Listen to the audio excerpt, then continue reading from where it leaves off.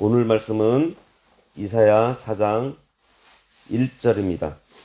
그날에 7 여자가 한 남자를 붙잡고 말하기를 우리가 우리 떡을 먹으며 우리 옷을 입으리니 다만 당신의 이름으로 우리를 부르게 하여 우리가 수치를 면하게 하라 하리라.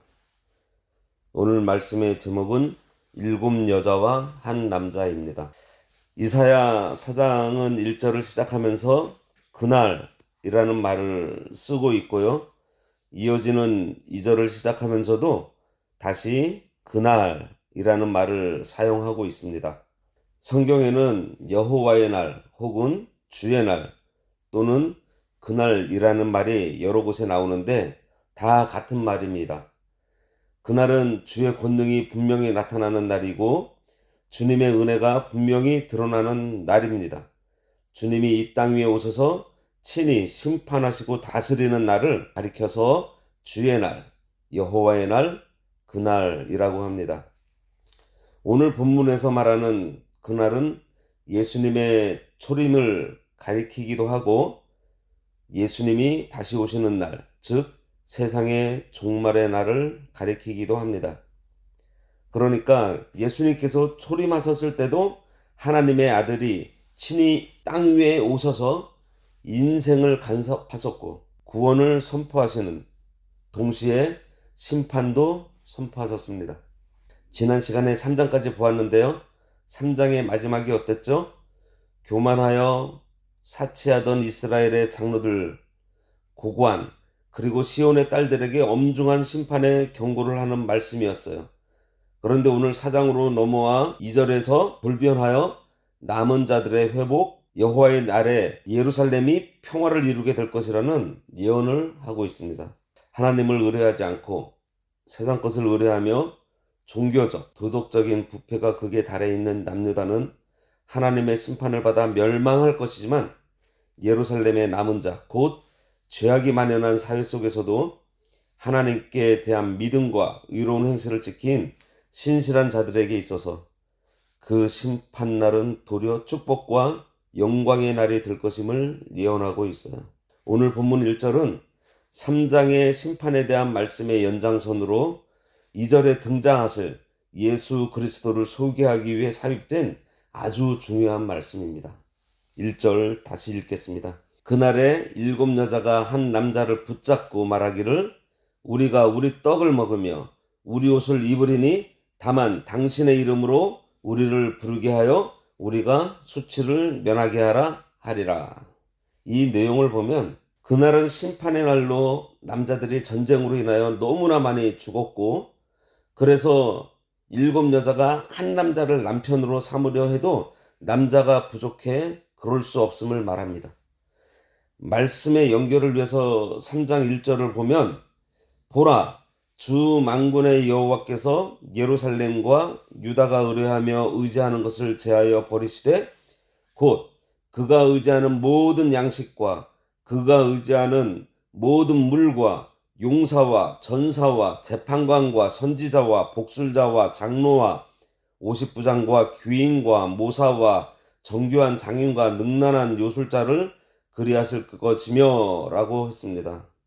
그 당시에 예루살렘과 유다가 물질을 의지하였고 사람을 의지했는데 사람들 중에는 용사도 있었고 재판관도 있었고 선지자도 있었습니다. 그리고 요행을 점치는 복술자도 있었고 다스리는 장로도 있었지만 이 모든 것을 제거하는 날이 있겠다고 했습니다. 언제일까요?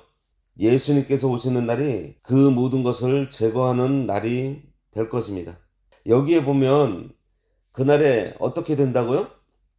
7 여자가 남자 한 사람을 붙잡고서 우리 떡을 먹고 우리 옷을 입고 살 테니 당신은 그저 내 남편이라는 이름을 둬서 우리의 수치를 명케 해달라고 한다고 했습니다. 앞장에서 본 것 같이 그들이 가장 의뢰했던 용사와 전사를 하나님께서 제거해버리시니 힘 있는 남자는 다 죽어서 어쩌다 남은 한 남자가 있으면 7 여자가 달려들어서 이름이라도 빌리자고 애걸하게 되었으니 얼마나 비참한 것. 사람을 의지했던 결과 사람이 다 무너졌고 물질을 의지했더니 물질이 다 무너졌습니다. 바울은 의지할 분은 오직 예수 한 분뿐이시라는 것을 알렸어요. 그러므로 물질을 의지하고 인간을 의지하는 세상이 점점 이런 추세로 나아가고 교회 또한 그렇게 나아가는 것을 보게 된다면 그날이 가까웠다라는 것을 깨달아야 합니다. 그들에게는 그날이 수치의 날이 될 것입니다. 이 말씀에서 한 남자는 장차 오실 예수 그리스도를 가리키며 7 여자는 모든 성도를 가리키는 것입니다. 7, 7의 수가 뭐죠? 만수입니다. 만수. 모든 성도들을 말하고 있는 거예요. 모든 성도들이 그리스도 한 분을 붙잡고 죄사함을 받아 수치를 면하게 될 것을 가리키는 거예요. 이 말씀은. 전도서 7장 28절에 내 마음에 찾아도 아직 얻지 못한 것이 이것이라 1천 남자 중에서 하나를 얻었거니와 1천 여인 중에서는 하나도 얻지 못하였다 그랬습니다. 여기 1천 남자 중에 하나는 예수님이에요. 예수님은 천사람 위에 뛰어난 만왕의 왕이십니다. 성도들은 예수님을 의지하고 살아야 하지만 참된 위로와 행복이 있고 수치가 다 그칩니다. 예수 그리스도의 구속으로 의의 옷을 입지 않으면 죄로 인한 수치를 면할 길이 없어요. 아담이 범죄에 의해 하나님이 지어주신 가죽옷을 입음으로 수치가 가려워졌습니다. 이것은 희생이 있어야 수치를 가릴 수 있다는 것을 말합니다. 사람들이 세상에서 낭패와 실망을 당한 다음에 비로소 빈손 들고 예수님 앞에 나와서 그 주님을 붙잡게 되고 그때 모든 수치가 가려워지는 것이에요.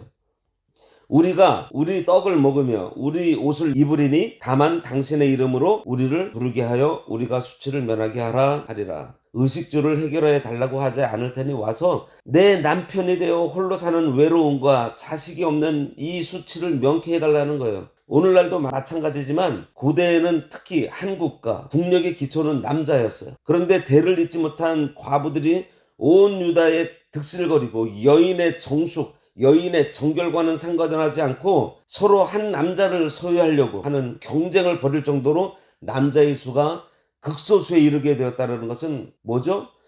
유다의 국력이 완전히 쇠퇴했다는 것을 의미합니다. 우리가 우리 떡을 먹으며 우리 옷을 입으리니 무슨 말이에요? 돈 벌어 오지 않아도 된다. 경제력이 남자들한테 있지 않습니까? 돈 벌어 오지 않아도 된다. 옷 안 사줘도 된다. 일은 내가 알아서 해서 돈은 내가 벌어올 테니 그저 나랑만 있어 달라는 거예요. 원래 가족 부양 의무가 남자에게만 있었던 그 당시의 관습에 비춰 볼 때 이런 제안은 아주 파격적인 것입니다. 그렇게 해서라도 그 남자를 소유하려는 여인들의 소망이 매우 강렬했다는 것을 보여주고 있어요. 결국 본문은 사치와 교만함과 성적인 부패에 빠져있던 시온의 딸들에 대한 적절한 심판 예언인 것입니다. 당신의 이름으로 우리를 부르게 하여 우리로 수치를 명쾌하라. 우리나라도 한때는 자녀를 낳지 못하면 구박받았던 때가 있었습니다. 자녀를 못 낳으면 실거지약이라고 해서 소박을 맞는다고도 했습니다. 당시 관습에 따르면 한 남성의 아내가 되어 가문을 잇는 자손을 낳음으로써 여인이 마땅히 누릴 수 있는 그 특권과 행복을 누리게 해달라는 말이에요.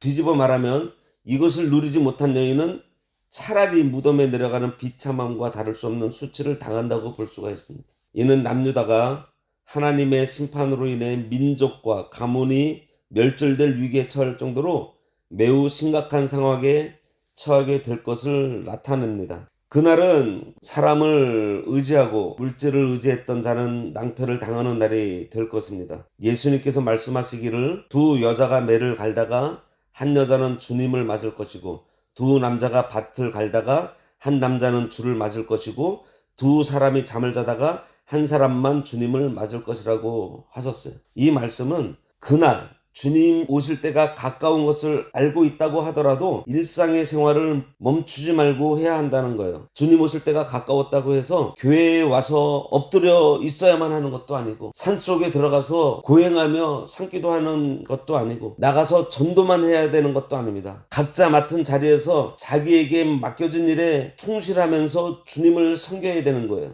그날에 관한 교훈이요 결코 무서워하거나 두려워할 것이 아닙니다. 세상에 아무리 암흑 가운데 있다고 하더라도 하나님의 놀라운 이 복음의 소식을 우리는 가지고 있기 때문이에요. 오늘 본문 1절은 어떤 의미에서는 3장에 있는 심판에 대한 말씀에 속한다고 볼 수가 있습니다. 오늘 1절에서 주신 말씀은 결코 우리의 마음을 무겁게 하려고 주신 것이 아니에요. 이렇게 될지라도 나는 너랑 함께 할 거야. 이럴지라도 나는 너에게 은혜를 줄 수 있다라는 그 말씀을 하시는 거예요. 7 여자가 한 남자에게 소망을 갖습니다. 그리고 그 한 남자의 이름을 얻고자 합니다. 오늘 1절 말씀이 우리들에게 소망이 되는 것은 내일 살펴볼 2절의 그날, 그 날은 은혜의 날이고 예수 그리스도께서 등장하시는 날이기 때문이에요. 내일은 그 은혜의 그날에 오실 예수님에 대해서 살펴보도록 하겠습니다. 기도하겠습니다. 하나님 아버지, 은혜를 감사합니다. 죄로 인해 모든 것을 잃고 수치를 당할 우리에게 예수 그리스도의 이름으로 수치를 명쾌하여 주시니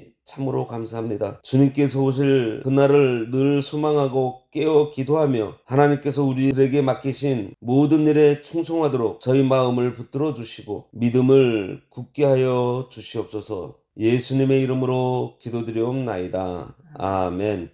하늘에 계신 우리 아버지여, 이름이 거룩히 여김을 받으시오며 나라가 임하시오며 뜻이 하늘에서 이루어진 것 같이 땅에서도 이루어지이다.